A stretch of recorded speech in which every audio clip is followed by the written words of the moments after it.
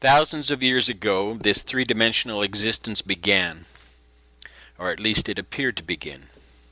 When it began and how it began has been the age-old question that has been toyed with but never adequately answered to this day. The information presented in this video and the companion blog site illuminatiMatrix.wordpress.com lays the groundwork and the foundation for when this all began.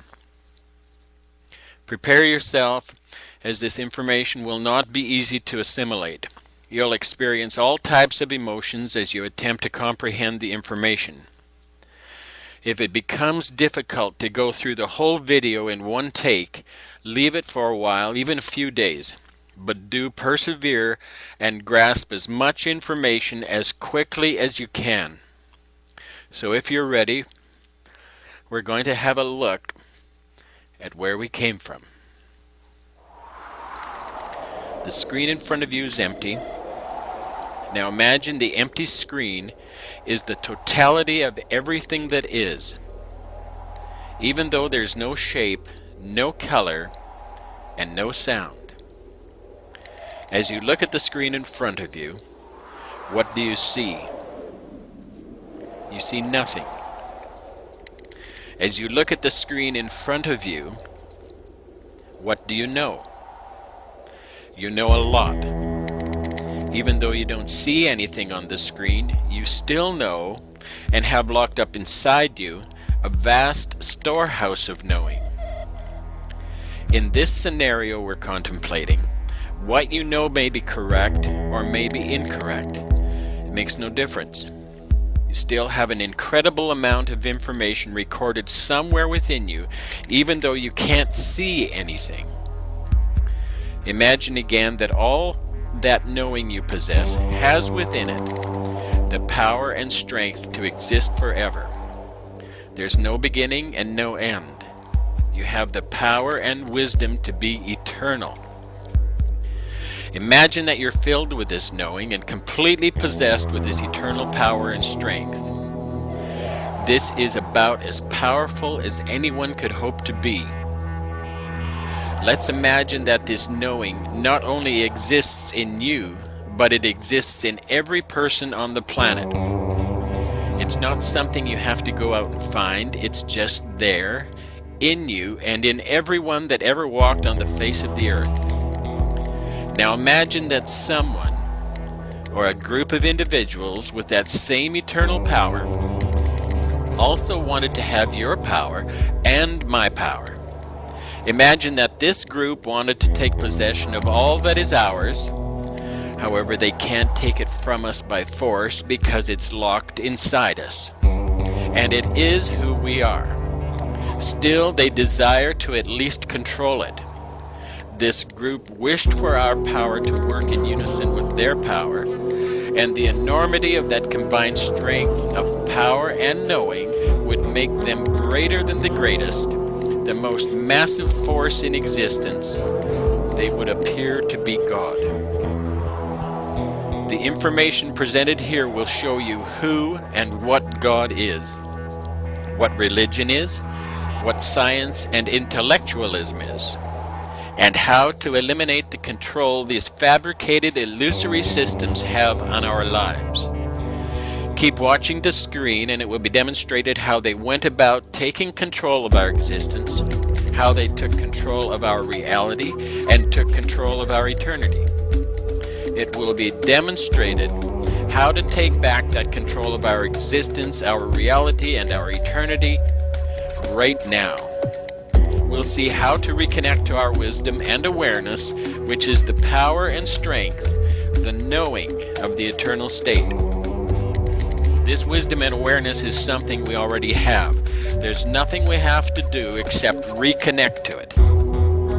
Here's how they disconnected us from wisdom and reality.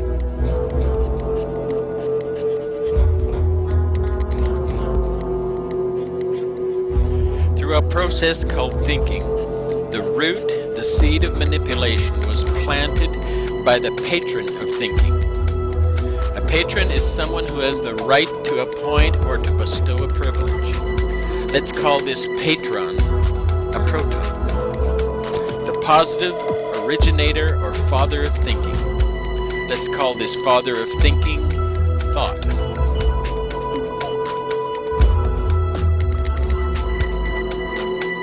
The seed of thinking, the seed of this patron father is neutral, not a patron or a proton, not mature enough to have seed of its own, simply neutral. We'll call this a neutron, and we'll call it the sun. This is the seed or son of the father. This neutron sun seed is one with the father proton, matching 1 for 1, only a bit smaller in size. The sun isn't the positive originator of thought, he's neutral. He's a peaceful sun.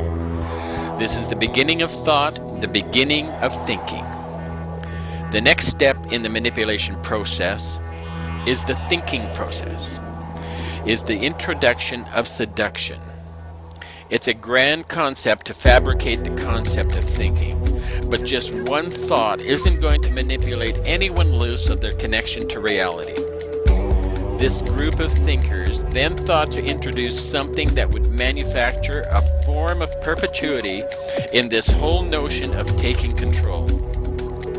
Something that would be a place of reproducing the whole thinking process over and over and over again, endlessly, with virtually no effort other than directing the course of thinking until it reached its final conclusion of total control and the complete submission of everything unto them.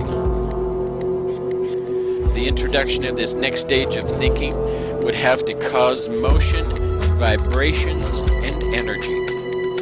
Without motion or energy, the proton and neutron, the father and son, would lie dormant, nothing more than a thought without purpose. The concept of an opposite to the positive proton was conjured up. We'll call this elect lady the negative attraction that would perpetually spark the imagination of the father proton. We'll call this elect lady the electron. The electrons would be small, much smaller than the father proton or the neutron sun. In fact, over 1,800 times smaller. This electron would spin around the proton and neutron, held in orbit by the attraction to the male, yet keeping a distance, yet flirting endlessly for the male to pounce. But why stop there? Introduce another elect lady and another. Make it a whole harem of elect ladies, flirting and circling the male, creating a womb of protection for the seed of the father to grow and reproduce another just like themselves again and again endlessly. We'll call this womb the nucleus. This womb will be the room, the birthplace of the neutron sun seed within the womb of the mother. This mother we'll call matter. This womb of the mother, this room of matter, is called the nucleus, for it produced the nuclei of us. Matter is that which occupies space. Even though this mother electron is just a thought from the group of thinkers, it orbits the father and the son at the speed of thought, thereby occupying space, conjuring up the illusion of matter. Observe closely. The nucleus forms a hexagon in this two-dimensional demonstration. The hexagon is the form of two overlapping triangles which have been created by the electrons orbiting the proton and neutron. This hexagon is the hex placed on humanity through the adoration of the mother, the woman.